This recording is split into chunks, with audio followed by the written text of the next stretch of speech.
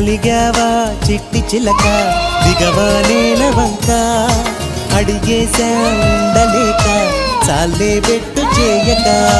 అవుననుకో గోరువంక అలసిచ్చాను గనుక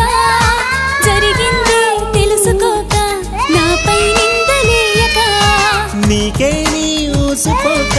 నాదే నేరమనక నిజమంటే వాదించక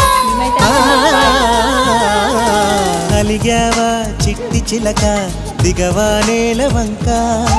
అడిగేశా ఉండలేక చాలే బెట్టు చేయక